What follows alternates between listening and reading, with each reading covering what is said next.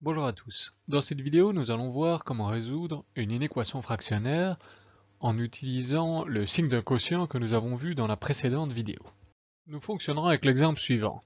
X sur x-3 plus x-4 divisé par x plus petit ou égal à 9 sur x carré moins 3x. On utilisera toujours la même marche à suivre qui ressemble très fort à la marche à suivre pour les équations fractionnaires. Première étape, les conditions d'existence. Deuxième étape, on met tout dans un seul membre. Troisième étape, on factorise au maximum les dénominateurs.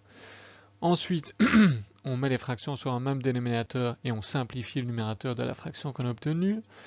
On calcule les racines du numérateur et des dénominateurs. On établit le tableau de signes du quotient. On vérifie que le tableau de signes est bien en accord avec les CE. Et enfin, on rédige l'ensemble de solutions en respectant le tableau de signes et les CE.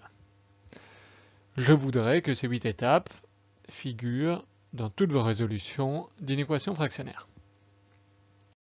Commençons par les conditions d'existence. Ici, nous avons 3 dénominateurs, nous aurons 3 conditions d'existence. Pour le premier, nous avons x-3 différent de 0, ce qui nous donne x différent de 3. Pour le deuxième, nous avons directement x différent de 0. Enfin, pour la troisième fraction, nous avons x carré moins 3x différent de 0. On peut mettre x en évidence, ce qui nous donne x fois x moins 3 différent de 0. Par la règle du produit nul, nous avons x différent de 0 et x différent de 3. En résumé de nos 3 conditions d'existence, il faut que x soit différent de 0 et que x soit différent de 3. La deuxième étape est très rapide. On essaye que le membre de droite soit égal à 0. On va donc passer la fraction 9 sur x carré moins 3x de l'autre côté en mettant un signe moins devant. Nous avons bien 0 dans un des membres de notre inéquation. La troisième étape consiste à factoriser les dénominateurs au maximum. Pour la première fraction, x-3 ne peut pas être factorisé. Pour la deuxième, x ne peut pas être factorisé non plus. Nous avons juste à factoriser x carré moins 3x.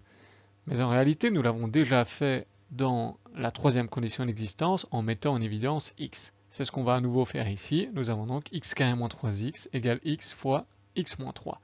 On peut donc réécrire notre inéquation comme ceci en remplaçant x carré moins 3x par sa forme factorisée. L'étape suivante consiste à tout mettre sur un dénominateur commun. Il faut d'abord choisir quel dénominateur commun nous allons prendre. Ici, on prendra le plus petit commun multiple entre x-3, x et x fois x-3, c'est tout simplement x fois x-3. Pour la première fraction, on va multiplier en haut et en bas par x. Ceci va nous donner x fois x sur x-3 fois x. Pour la deuxième fraction, on multiplie haut et bas par x-3. Ceci nous donne x-4 fois x-3 sur x fois x-3. Pour la troisième fraction, il n'y a rien à faire. La fraction est déjà sur le dénominateur commun. On peut tout réécrire sur une seule fraction. Il ne nous reste plus qu'à simplifier le numérateur. On va effectuer la double distributivité sur nos parenthèses du numérateur. Ceci va nous donner x carré plus x carré moins 3x moins 4x plus 12 moins 9 sur x moins 3 fois x plus petit ou égal à 0.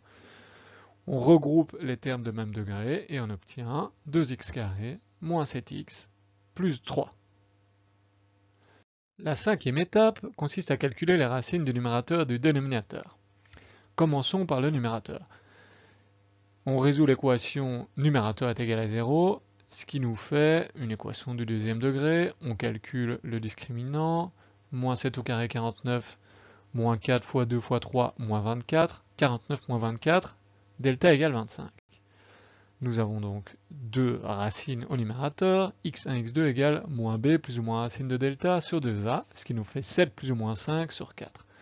Une première racine, 12 quarts, x1 égale à 3, une deuxième racine, 2 quarts, x2 égale 1 demi.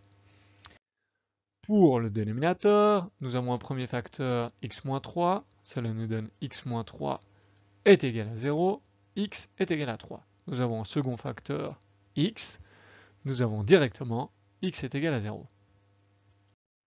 Au total, nous avons donc 3 racines pour notre quotient, 0, 1/2 et 3.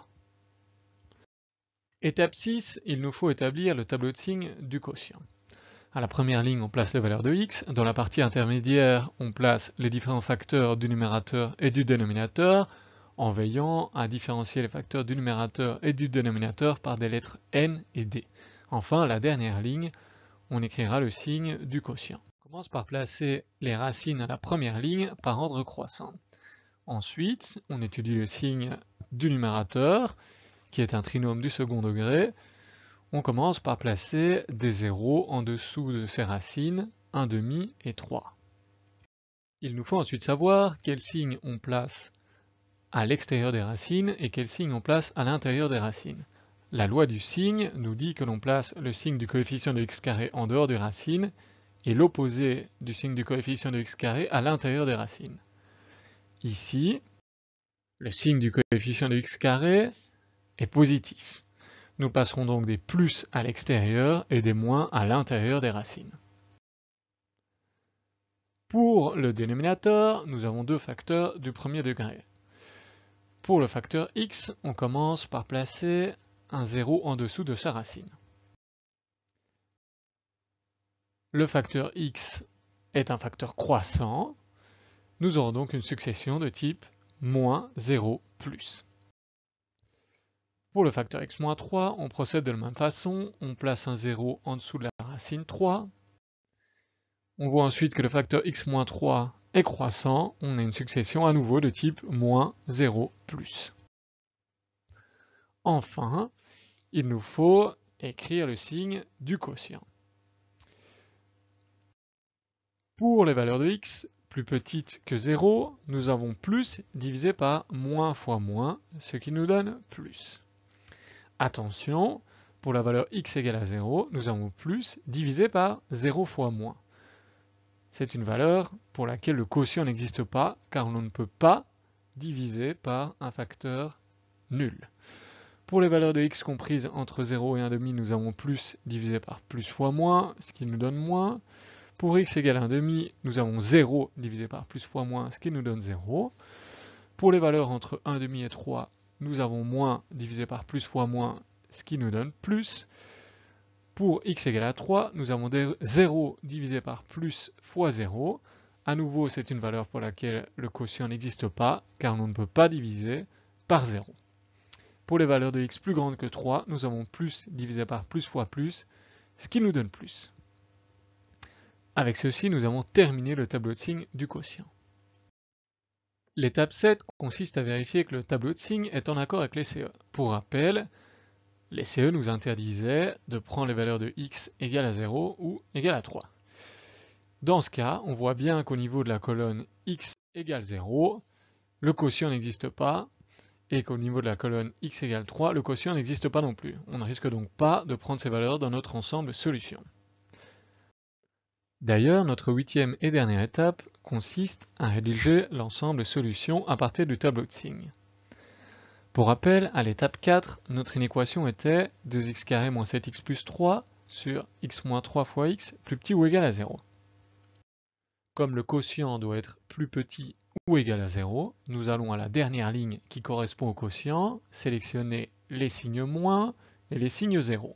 Nous avons uniquement un moins et un 0. Nous voyons à la première ligne que ce moins et ce 0 correspondent aux valeurs de x comprises entre 0 et 1/2 et à la valeur de x égale à 1/2. À partir de cela, nous pouvons écrire l'ensemble de solutions. Nous écrivons cet ensemble sous forme d'un intervalle allant de 0 à 1/2. 0 n'est pas compris car le quotient n'y existe pas, mais 1/2 est bien compris car quand x est égal à 1/2, le quotient est égal à 0, ce qui respecte bien notre inéquation 2x² moins 7x plus 3 divisé par x moins 3 fois x plus petit ou égal à 0. Comme nous avons terminé d'écrire notre ensemble solution, nous avons terminé la résolution de notre inéquation.